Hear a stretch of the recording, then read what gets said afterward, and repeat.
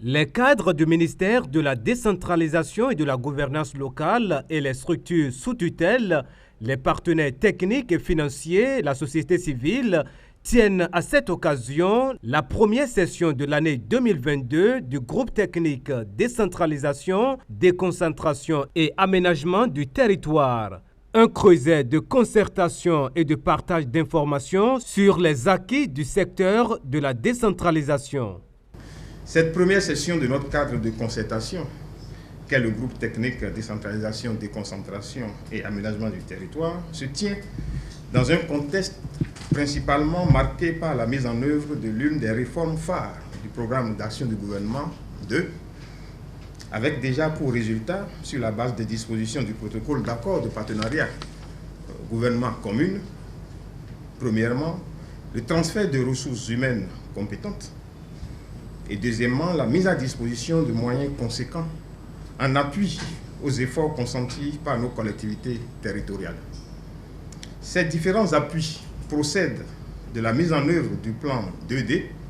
du secteur et visent à assurer l'efficacité du pilotage et de la gestion de l'administration communale pour faire de nos communes le soubassement du développement équilibré de notre pays. La présente session du GT2DAT constitue une excellente opportunité pour échanger sur les acquis du secteur et nous projeter vers de meilleures perspectives. À l'occasion, il importe que tous les acteurs ici présents fassent des contributions de sorte à ressortir de cette salle avec des propositions immédiatement opérationnelles.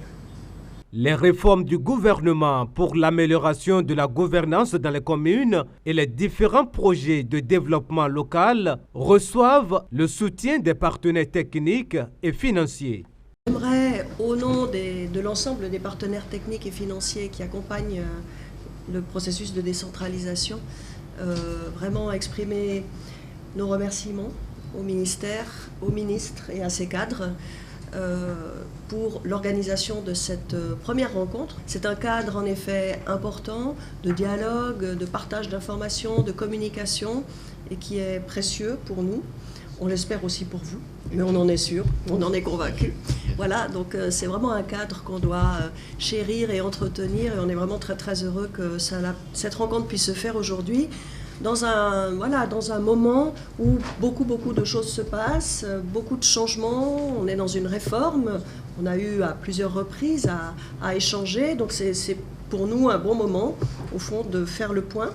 avec vous, ou que vous nous fassiez le point sur les réformes en cours, sur les étapes qui ont été franchies et sur les étapes qui restent à franchir. Et c'est aussi pour nous une bonne occasion de pouvoir exprimer des questionnements s'il y en a très certainement. Donc d'avance merci pour l'espace de dialogue qui nous est offert